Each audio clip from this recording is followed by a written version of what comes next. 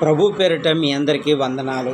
ఇంతటి అవకాశం ఇచ్చిన దేవుడికి హృదయపూర్వక వందనాలు చెల్లిస్తూ, గత కొంతకాలం నుంచి పరిశుద్ధాత్మ దేవుడు మీతో మనతో అందరితో సూటిగా తేటగా మాట్లాడింది ఏమనగా, సమూయేలు గ్రంథము ద్వారా, మొదటి సమూయేలు గ్రంథము 10వ అధ్యాయము ద్వారా కొన్ని వచనాల ద్వారా దేవుడు మనతో మాట్లాడాడు. ఆనాడు ఏ విధంగా అయితే మనుషులు ఎప్పుడైతే ఇశ్రాయేలు ప్రజలు ఇప్పుడు రాజుగా కావాలని కోరుకున్నప్పుడు అక్కడ జరిగిన సంఘటన గురించి గత వారం పరిశుద్ధాత్మదేవుడు మాట్లాడాడు.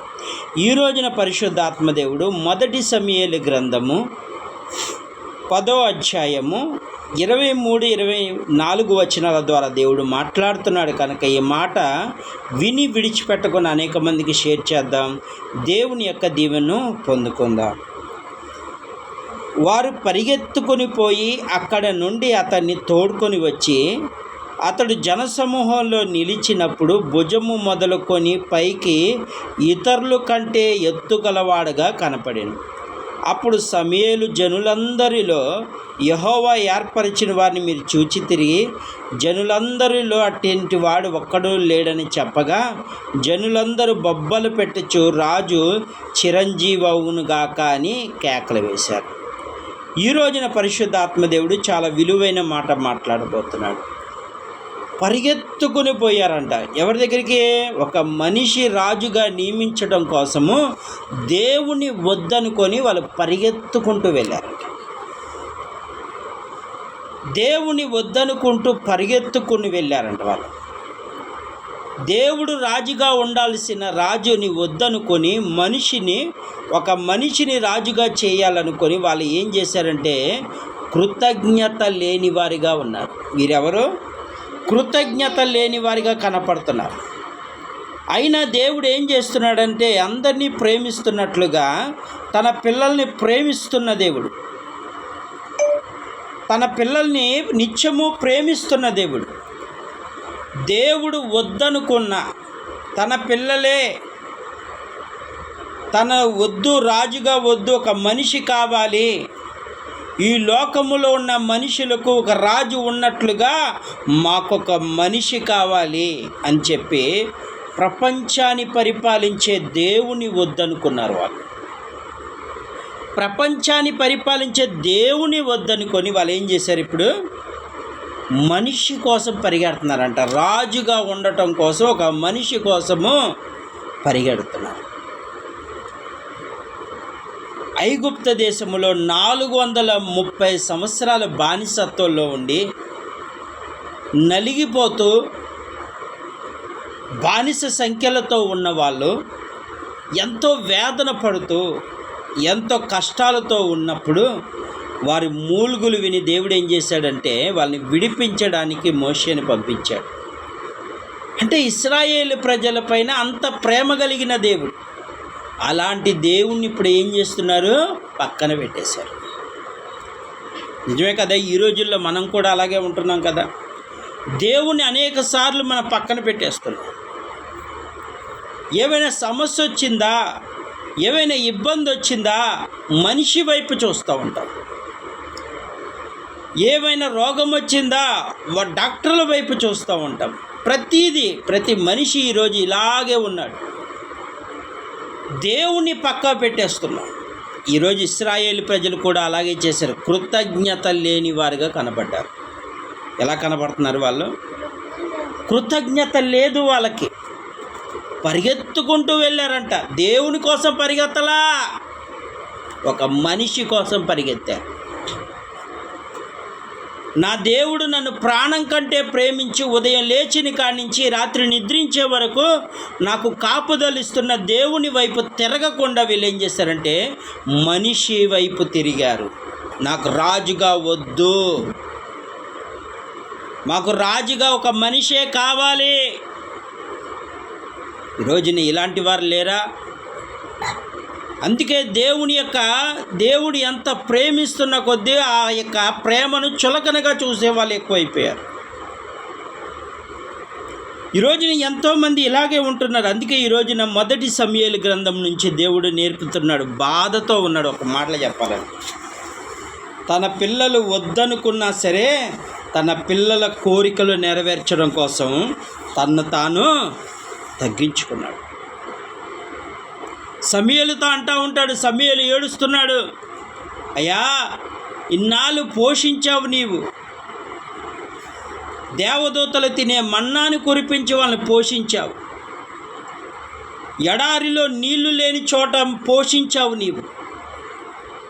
నీళ్ళు అనే స్థలము అక్కడ ఉండదు, ఎందుకంటే ఎడారంటే ఎండే, అక్కడ ఓన్లీ మట్టే ఉంటుంది, రాళ్ళు రప్పలే ఉంటాయి తప్ప అక్కడ నీళ్లు లేవు, తాగడానికి నీళ్లు లేని స్థలం. నీళ్లు లేని స్థలంలో కూడా దేవుడు ఏం చేశాడు, బండ నుండి నీళ్లు తీసుకొచ్చి వాళ్ళ కడుపు నింపాడు. అది చాలనట్టు వాళ్ళ మాంసం అడిగితే మాంసం ఇచ్చాడు. వాళ్ళు ఏది అడిగినా ఇచ్చిన దేవుణ్ణి పక్కన పెట్టేశారు. ఇప్పుడు వాళ్ళు ఇప్పుడు ఈ ఇశ్రాయేలు ప్రజలు 20 లక్షల పైగా ఉన్న ప్రజలు ఏమంటున్నారంటే, దేవుడు మాకు వద్దు, దేవుడు కాదు మాకు కావాల్సింది మనిషే. ఎంత దేవుని బాధ పెడుతున్నారు చూడండి.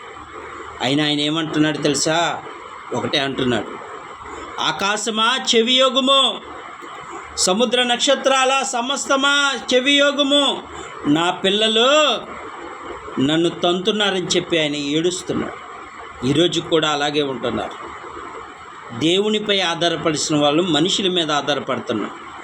మనిషి మీద ఆధారపడతాడు, ప్రేమ నటిస్తాడు, తర్వాత నీకు సహాయం చేస్తాడు, తర్వాత ఏం చేస్తాడు, తర్వాత నిన్ను తోడేలులాగా పీడించుకొని తింటాడు.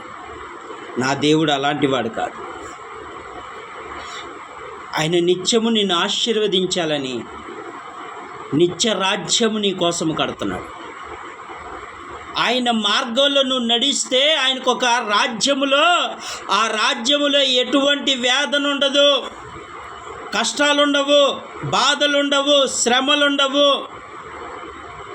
ఆకలుండదు, దప్పికొండదు. అలాంటి స్థలాన్ని నీ కోసం సిద్ధపరుస్తున్నాడు. ఈ రోజున ఈ భూమి మీద ఎంతోమంది ఆకలితో అలమటించిపోతున్నారు, తాగటానికి నీళ్ళు లేక అల్లాడిపోతున్నారు, కుటుంబాల్లో ఆర్థిక పరిస్థితులతో అల్లాడిపోతున్నారు, అప్పుల సమస్యలతో అల్లాడిపోతున్నారు.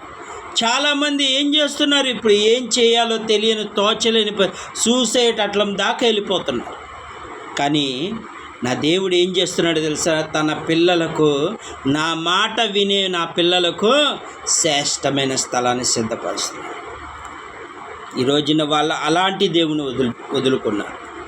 ఏమంటున్నారు అక్కడికి వెళ్ళి, మళ్ళా 24వ అధ్యాయం, అప్పుడు సమూయేలు జనులందరూ యెహోవాని ఏర్పరిచిన వారి మీరు చూచితిరి, జనులందరూ అతని వంటి వాడు ఒక్కడూ లేడని చెప్పగా, అంటే అంతటి అందమైన వాడంట, అంతటి ఎత్తుగలిగిన వాడు ఎవ్వరూ లేరంట. అందము దేవుడు ఏమంటున్నాడంటే అలాంటి వాడే తర్వాత ఏం జరిగిద్ది అన్నది తర్వాత వాక్యములో దేవుడు తెలియపరుస్తాడు. ఏమని తెలియపరుస్తున్నాడంటే, ముందుగా అందాన్ని చూస్తున్నారు, ముందు ఎత్తును చూస్తున్నారు. అతను అందంగా ఉన్నాడా, అతడు బలంగా ఉన్నాడా, అతడు రాజుకు సరిగ్గా సరిపోతాడు అంటున్నాడు. ఈరోజున ఇలాంటి వారు లేరా? మనుషుల యొక్క అందాన్ని చూసి మోసపోతున్న వారు ఎంతోమంది ఉన్నారు. ఇన్స్టాగ్రామ్లని ఎక్కడ చూసినా ఎంతోమంది, ఇలాంటి ఫేస్బుక్లని ఇలాంటి వాటిలో ఎంతోమంది ఉంటున్నారు. వాళ్ళ అందానికి పడిపోయి ఎంతమంది కుటుంబాలన్నీ నాశనం చేసుకుంటున్నారు. అందం మోసకరం.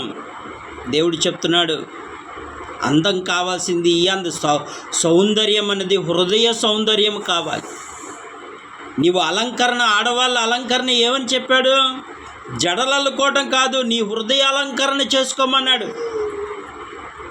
జ్ఞానవంతురాలు తన ఇల్లును కట్టుకుంటుందంట. నువ్వు నిజమైన జ్ఞానవంతురాలైతే నీ కుటుంబాన్ని నువ్వు కట్టుకోవాలి. లోక ఆశలతో కాదు కట్టుకోవాల్సింది, లోక ఆలోచనలతో కాదు కట్టుకోవాల్సింది, దేవుని యొక్క మార్గము కలిగిన మాటలతో నీ ఇల్లును కట్టుకోవాలి. దేవుని వైపు నీ పిల్లలను తిప్పాలి, దేవుని వైపు నీ భర్తను తిప్పాలి. ఎందుకంటే ఈ లోకము అశాశ్వతం. నువ్వు ఏది సంపాదించినా, ఒక ఇల్లు కట్టుకున్నా, ఇది ఒక రోజున కుప్ప కూలిపోతుంది. నువ్వు వేసుకున్న వస్త్రాలు కాలిపోతాయి. నువ్వు ధరించుకున్న బంగారం అగ్ని గంధకములు కాలిపోతాయి.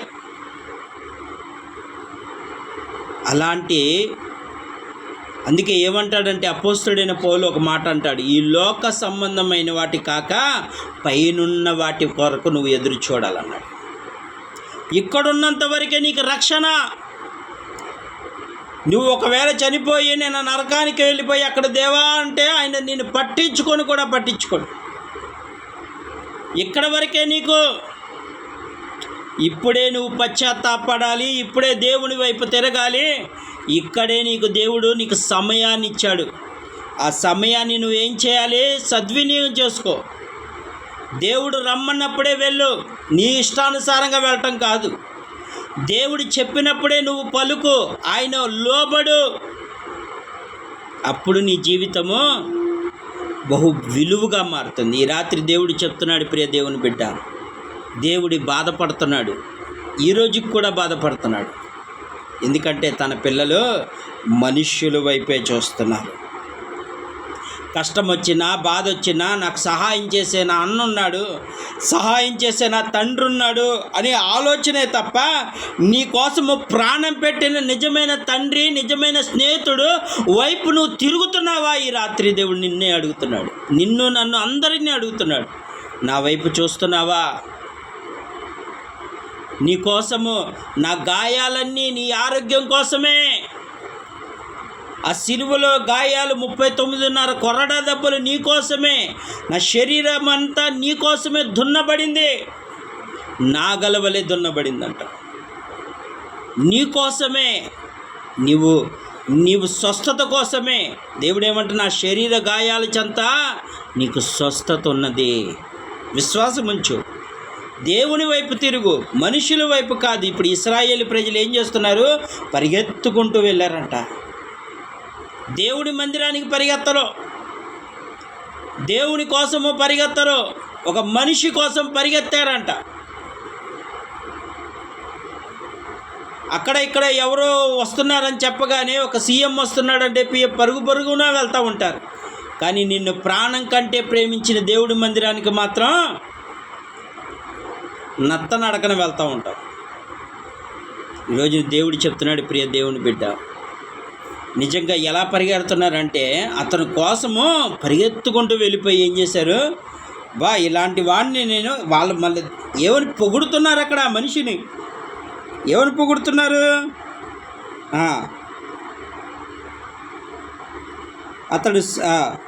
అప్పుడు సమూయేలు జనులందరూ యెహోవా ఏర్పరచువాడు మీరు చూచితిరి, జనులందరూ అతని వంటి వాడు ఒకడు లేడని చెప్పగా వాళ్ళంతట వాళ్ళు ఏమన్నారు? ఇంతటి అందం కలిగిన వాడు, ఇంత ఎత్తు కలిగిన వాడు మాలోనూ ఎవరు లేరని చెప్పుచు జనులందరూ బొబ్బలు పెట్టి చంటి అరుస్తూ రాజు చిరంజీవవును గాక అని కేకలేశారంట. రారాజును వదిలేసి ఇలా ఏం చేస్తున్న మనిషి ఒక రాజుగా పెట్టుకొని ఆయన్ని పొగడటం మొదలుపెట్టారు. నువ్వు దేవుని గణపరచాల్సింది దేవుని గణపరచాలి. కానీ ఇప్పుడు ఏం చేస్తున్నారంటే మనుషులను గణపరుస్తున్నారు, సేవకులను గణపరుస్తున్నారు. నువ్వు గణపరచాల్సింది దేవుని మాత్రమే. ఎంతమంది ఇలాగ ఉన్నారు ఈరోజు? ఇశ్రాయేలు ప్రజలు చేసినట్లుగా మనుషులు ఏం చేస్తున్నారంటే సేవకులను గణపరుస్తున్నారు. అనేక మందిని ఏంటో ఒక దేవుణ్ణి ఆరాధించినట్టు ఆరాధిస్తున్నారు. వాళ్ళు మా సేవకుడు లేకపోతే, దేవుడు లేకపోతే అనే మాట రాట్లా. మా సేవకుడు లేకపోతే మా బ్రతుకులే లేవంటున్నారు. నా దేవుడు నన్ను రక్షించాడన్న మాట ఒక్కరికి రావట్లేదు. ఈరోజున ఆ రోజు ఎలాగున్నారు, ఈరోజు కూడా అలాగే ఉన్నారు. నీకెక్కడి నుంచి సహాయం వస్తుంది? దేవుడు ఆజ్ఞ లేనిదే నీ నోటికి ఏదీ దొరకదు. అలాంటిదే నువ్వు దేవుని స్తుతించాలి. నువ్వు తినే ఆహారం తినేటప్పుడు ఇదిగో పలానా ఆయన ఇచ్చాడు అందుబట్టి నేను తింటున్నాను అనకూడదు.